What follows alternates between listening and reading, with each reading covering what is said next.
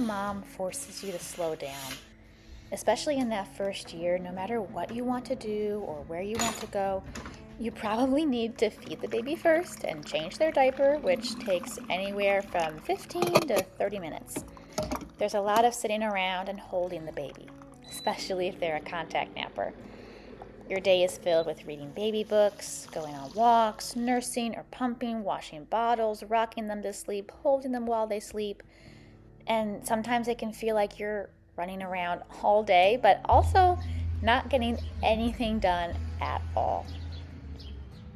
John Paul II has a wonderful quote about parenthood where he says, "Children do not distract from the work. They are the most important work." And that's a quote that I often come back to because I think it just speaks to that idea that moms and parents can feel pulled in all these directions of getting stuff done and taking care of the kids. But taking care of the kids is getting stuff done. And once you think about it that way, it's so much easier to slow down and not feel frantic about your to-do list. And I get it. I'm probably a bit too entrepreneurial for my own good and always have a side hustle going and always got something I got to do. And there was a time when I didn't get anything done because my son was not napping very well and I would do contact naps. People talk about the 4-month sleep regression, but the 7-month,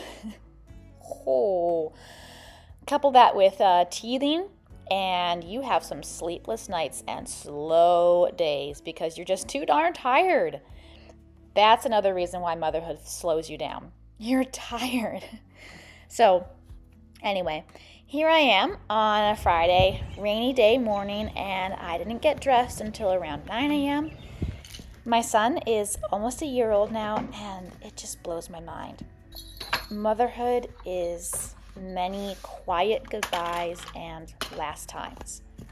There's the last time they sleep in your room, the last contact nap, the last nursing or pumping session. But it's also a lot of firsts. First smile, first time rolling, first steps, first words. And that's another reason why motherhood forces you to slow down, because if you don't, then all these firsts and lasts fly by, and before you know it, your child is grown into the man or woman you raised.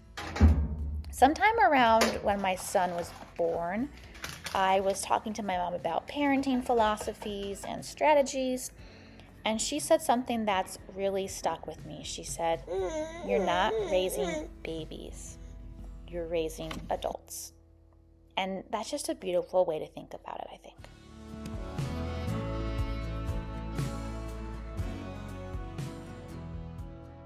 Good morning. Welcome.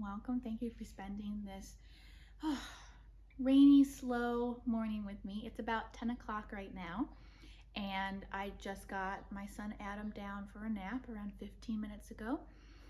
I've got my electrolytes, and I just wanted to talk with you guys a little bit about some practical ways to slow down. I've talked a lot in this video already about why it's important as moms that we slow down. But how do we do that, right? So the first practical tip that I have for you is to get off your phone.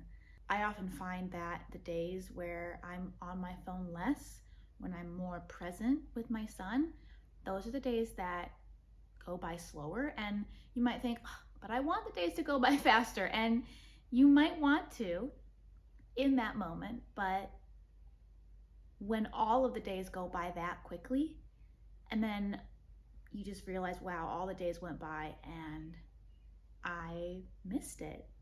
I think it's really important to spend some very intentional time engaging and connecting with our children, right? Because that's how they learn, that's how they grow, that's how they develop, that's how they gain, that's how they grow an attachment, a healthy attachment to us. And the second one might feel kind of the opposite of that, but the second one is to take lots of pictures and videos.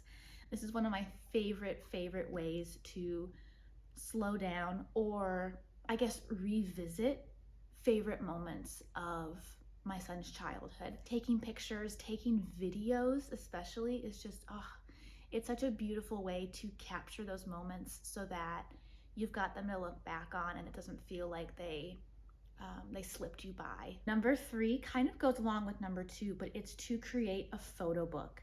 So when I was in labor with our now almost 1-year-old son, which is crazy to think about, when I was in labor, my husband was taking notes. Yes, he was helping me through contractions and everything. He was also taking notes. We knew that we wanted to create a photo book of our son's first 6 months and start with the birth story and go month to month with all the visits that we had from family and the milestones. And we ended up giving copies of that book as Christmas presents, which was just a beautiful, beautiful way of thanking all of the family members who came and helped us, but also for us to go back and look at all of those memories. That's a beautiful way to slow down and soak in all of those experiences as a mom, as a parent, and look back on it one day. So number 3 is to create a photo book. The next practical tip is to get outside every day. This is something that I try to do with my son, even if it's kind of a dreary day. As you can see, we did have a little respite from the rain, so we are getting outside. We are at the playground right now. Just being outside helps you reset, helps you breathe, and I just love it.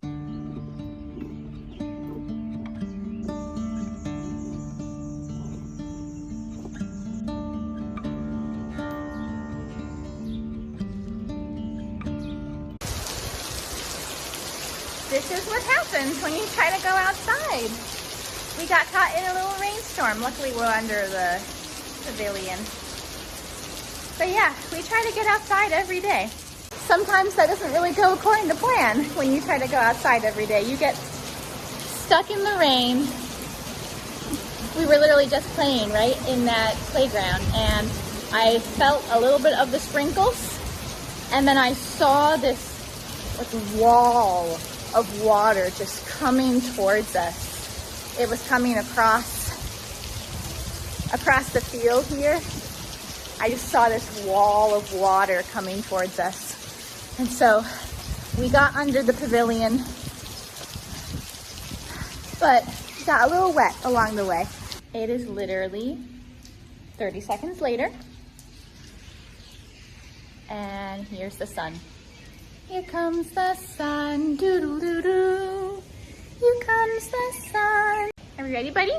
And I say, it's all right. All right, let's get home while we can before it rains on us again. The next way that I learned to slow down is to have analog hobbies. Now for me, that is baking, reading, and going on walks. So I'm gonna make some banana bread today. I like to have specifically analog hobbies, again, just to get me out of my phone, get me out of the screen for a little bit. But having a hobby in general, it definitely breaks your day up a little bit more. I feel like as moms, our days can get a little bit monotonous because we're doing basically the same thing every day. Kids thrive on routines, right? But having those hobbies set aside for ourselves breaks up those days, makes them not feel as indistinguishable, because if there's one thing that makes time go by fast, it's doing the same thing every single day. And that's why I think in motherhood especially, it is super important to slow things down, because the very lifestyle itself, being a stay-at-home mom like I am, it's very, very prone to time flying. And that is actually the theme of my son's first birthday party. We're doing an airplane theme. Time flies. Yes, it does. Yes, it does. Time flies. So I'm gonna make that banana bread for a little bit, and then we're gonna have some lunch.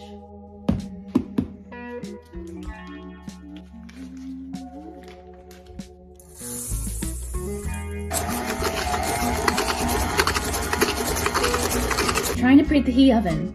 I'm trying to heat the, wow, I can't talk. I'm trying to preheat the oven, and my oven is just, it is terrible. I tell you, it is so flippin' ridiculous.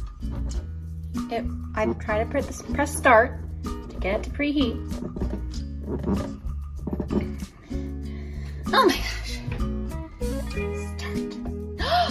I got to go. Oh my gosh. I feel like this vlog is just a comedy of errors. Woo. Slow down.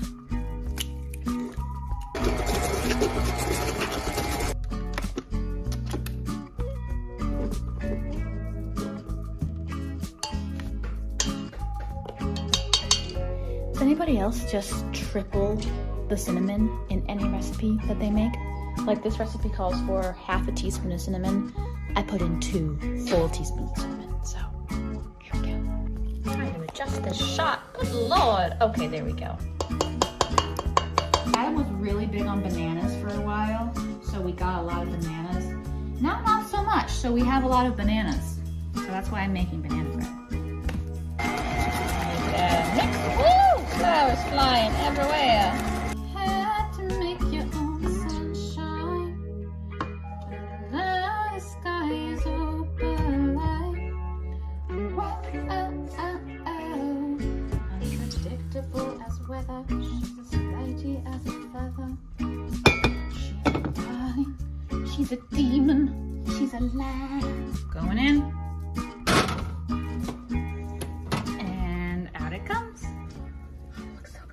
My next tip is to have one priority for every day. That way you're not feeling super rushed to get everything done that you feel like you need to get done in one day. So for me, typically at the beginning of the day, I like to just think, what do I want to get done today? What's my one thing? Sometimes that might be laundry. It might be like today, it's the kitchen. I gotta get the kitchen dishes all cleaned up. I'm not really at that point in my motherhood journey right now where I need to have a set schedule. Maybe down the road we'll get there, but right now this is what works for me. I just kind of pick one thing at the beginning of every day, and that is my one thing that I need to get done. And Adam is just sitting there having the time of his life, eating strawberries and leftover Mediterranean meatballs. He's just loving it. Colors in my head, dishes in the kitchen sink, radio humming, the birds are singing, calling in the morning breeze, pictures on the shelf. And the last practical tip that I have to make things slow down is to pray. I often find that when I take even just 5 minutes to sit and think about my day with God, talk to God, read the Bible. I think there's a quote, I don't remember who said this, but some saint, some person, some spiritual religious person said that God will multiply the time that you give to him, or something like that. Like whatever time you give to God, he'll give you that time and more to accomplish the things that you want to get done in that day. I honestly feel like I'm not one to talk with this, because I will be the first to admit I am extremely lame when it comes to really slowing down in prayer. I've got this journal, Bible study journal that I got for Christmas. What is it? I'm filming this on May 29th. I've done this twice. It's something that I'm going to be working on a lot and trying to do more often, if not every day. So that is another one. Speaking of, I'm probably just going to do that right now while I'm talking about it. I love this quote at the beginning of this book. It says, "Scripture is like a river, broad and deep, shallow enough here for the lamb to go wading, but deep enough there for the elephant to swim." So I feel like the lamb right now, actually.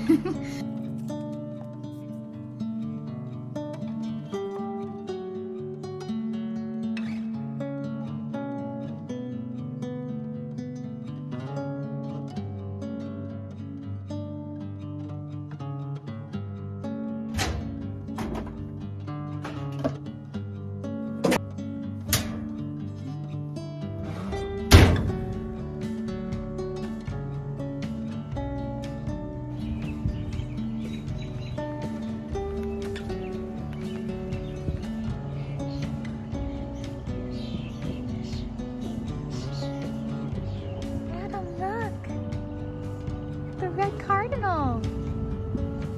Oh, he flew away.